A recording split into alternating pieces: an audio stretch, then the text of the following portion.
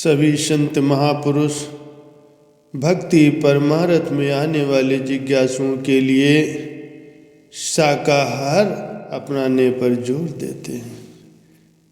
वे फरमाते हैं कि यदि आप नामदान के इच्छुक हैं या आप भक्ति परमार्थ के कार्य करना चाहते हैं तो आपको नामदान से पूर्व ही पूर्ण रूप से शाकाहारी भोजन अपनाना होगा। शाकाहारी भोजन में मांस, मछली, पक्षियों का मांस, अंडे तथा कोई भी ऐसे खाद्य पदार्थ जिनमें ये चीज़ें शामिल हों खाने की मनाही है।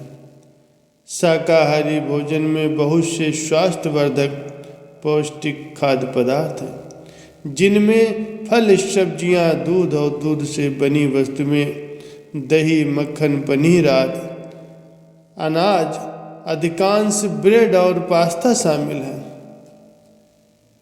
दालें, मेवे, खाने वाले बीज और बिना मदिरा वाले पेय पदार्थ, इन सीमाओं में रहते हुए हमें तरह तरह के स्वादिष्ट व्यंजन बनाने में कोई परेशानी नहीं होती। ऐसे भोजन में सभी आवश्यक प्रोटीन्स, मिनरल, विटामिन, एंजाइम्स होते हैं जिनकी हमें आवश्यकता होती है। महापुरुष फरमाते हैं कि इस संसार में हम बिना किसी के प्राण लिए नहीं जी सकते, इसीलिए संत हमें शुद्ध शाकाहार बनने का आदेश देते हैं। हम शाकाहारी भोजन से स्वास्थ्यपूर्ण जीवन बिता सकते हैं और साथ ही अपने कर्मों के बोझ में भी कम से कम वृद्धि करते हैं, क्योंकि हम केवल एक तत्व वाले फल और सब्जियों के ही प्राण लेते हैं। इस प्रकार हम अपनी जिंदगी में कम से कम कर्मों का बोझ एकत्र करते हैं। लेकिन अगर हमें अपने लक्ष्य की कोई परवाह और चिंता ही नहीं है, अपना पेट भरने के लिए पशु, पक्षियों और मछलियों को मारते हैं या उनकी मौत का कारण बनते हैं, तो इन बुरे कर्मों का हिसाब हमें जरूर देना पड़ेगा और इनका बोझ इतना भारी हो जाएगा कि दौड़ लगा पाना तो दूर रहा, हम खड़े भी नहीं हो सकेंगे। मनोरंजन, खेल या शिकार के लिए जानवरों को मारना तो आहार के लिए इन्हें मारने से भी ज़्यादा बुरा है और इनका बोझ कहीं ज़्यादा होता है। हमें सलाह दी जाती है कि हम शाकाहारी रह करके कम से कम कर्मों को एकत्र करें। हमारे कर्मों का भंडार इतना भारी है, यानी कर्मों का खाता पहले से ही इतना अधिक है कि अपनी जिंदगी में इसे बढ़ाने के बजाय घटाने की कोशिश करनी चाहिए। शाकाहारी भोजन से किसी को छूट नहीं दी जा सकती। मांस, मछली, अंडे, साथ ही शराब या इससे बनी चीज़ों का नामदान की प्राप्ति से पहले ही त्याग बहुत जरूरी है। जहाँ तक हमारा अनुभव है, शाकाहारी भोजन पूरब और पश्चिम दोनों देशों के सत्संगियों के लिए बहुत ही अनुकूल और फायदेमंद साबित हुआ। ये मन और शरीर की शुद्धि करता है। जब तक आप बताए गए भोजन पर काम नहीं करते, तब तक आपको शिष्य के मार्ग में, शिष्य के रूप में स्वीकार नहीं किया जा सकता। शाकाहारी भोजन का एक लाभ ये भी है कि हमारे मन में सभी जीवधारियों के प्रति सम्मान की भावना उत्पन्न होती है। साथ ही शाकाहारी बनने से भजन सिमरन में बहुत लाभ होता है। मांस और अंडे का आहार वृत्तियों को उत्तेजित करता है, जबकि अपनी आध्यात्मिक प्रगति के लिए हमें अनुत्तेजक आहार खाने चाहिए जो शांति और सहजता पैदा करें।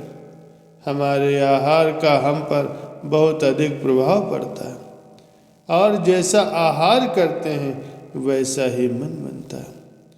जैसा खावे अन्न वैसा होवे मन।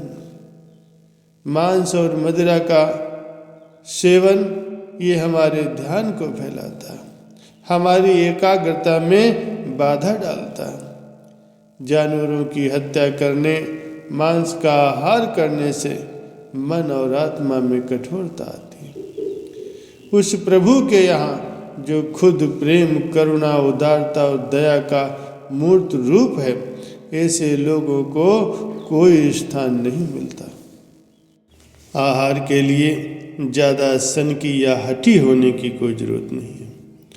केवल सद्गुरु आध्यात्मिक पहलू को ध्यान में रखते हुए अपने शिष्य को ऐसा भोजन लेने के लिए मना करते हैं जिसे तैयार करने के लिए जानवरों की हत्या की जाए। ये जरूरी नहीं है कि आप केवल फल या बिना पका हुआ भोजन खाएं या फिर केवल जैविक रूप से तैयार किए गए खाद्य पदार्थ लें। सद्गुरु परामर्श देते हैं कि भोजन के लिए ऐसे खाद्य पदार्थों का चुनाव करें जो हल्के हों, पौष्टिक हों और जो आसानी से हजम हो जाएं। संत मत के अन्य पहलुओं की तरह आहार के बारे में महत्वपूर्ण बात यह है कि सद्गुरु के आदेश के अनुसार आप शाकाहार के वायदे का कितनी दृढ़ता से पालन करते हैं और ऐसा करने में आप कितना अधिक प्रयास करते हैं। नामदान लेने से पूर्व सभी प्रकार के नशीले पदार्थों का त्याग बहुत जरूरी है। रूहानी नज़रिए से हमें हर उस आदत से दूर रहना चाहिए जिसका हम पर बुरा असर पड़ता है। अपने शारीरिक, मानसिक स्वास्थ्य की देखभाल ठीक तरह से करना हमारा फर्ज है। धूम्रपान और तंबाकू से बने पदार्थ लेने की आदत आसानी से लग जाती है और हमारे मन पर गहरा असर डालती है।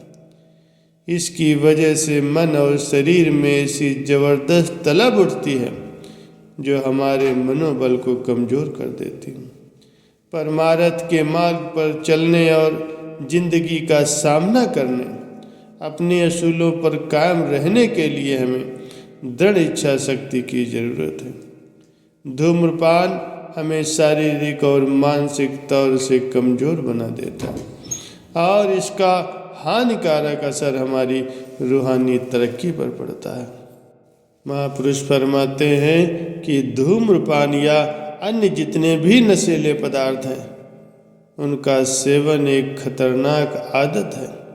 ये धीमी गति का जहर है जो कई गंभीर रोगों को जन्म देता है।